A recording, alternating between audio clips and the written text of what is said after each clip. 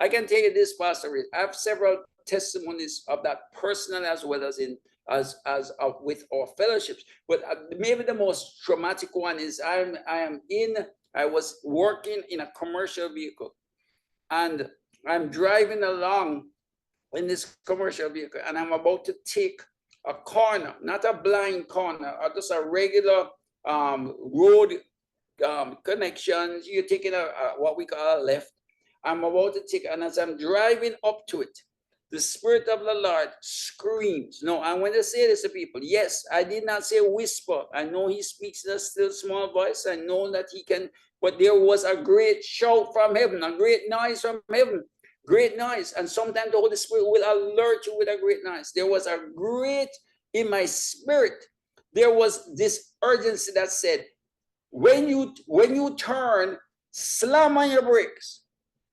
And there was no time, Pastor Ray, for me to argue with the Holy Spirit. No, I always say this. I know the voice of the Lord, but that does not mean that I obey.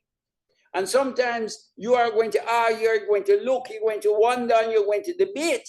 But this was one of those times where the Spirit of the Lord, and as I was turning, I slammed on my brakes for this truck. Now, this truck is very heavy, so the stopping distance is great. Most of you know that. Trains, for example, take almost a mile to stop because of the distance and the speed. But I slammed on the brake, and Pastor Ray, when I turned the corner, there was a young man who seemed to have been intoxicated, or he was racing in speeds. It looked to me as if he was in his at least 80 miles an hour, maybe more, but I'm not going to exaggerate.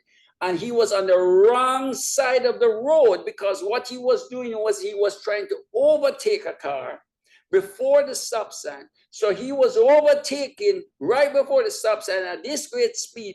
And as I'm turning, we're going to be head for head. And when I slammed on the brake, his eyes jumped open, and he, literally swerved to the left, and we missed by inches.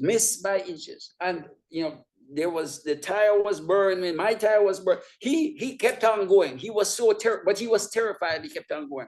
But when I stopped it, there were persons who saw it, and they looked at me and screamed at me and said, "How did you know?" They said this. They said, "How did you know?" They saw what was going to happen, and they were preparing themselves for cataclysmic collision. Now, I want to say this. I would have been safe because I would have been in the truck. But that young man would have literally, I do not believe there would have been any way he would have survived that accident. And God spared his life, even though what he did was foolish. The point is, by listening to the Lord and listening to the prophetic, it's avoided. And I want to say this, Pastor Ray, a lot of times, and I want to say this genuinely, and I mean it with all sincerity, a lot of times, we as pastors, teachers, as evangelists, as apostles, pick up the pieces of accidents that should never have happened. We pick up the pieces. No, we are there, and we are ministering, and we are healing, and we are restoring, and we are I'm not saying that is not real, but the point is this: if we had listened to the prophetic voice, a lot of these things would not have happened. And this is something that we need to understand. The prophetic visions and things are critical for us to see what the enemy intends and for us to cut it off. And I have been saying this over and over.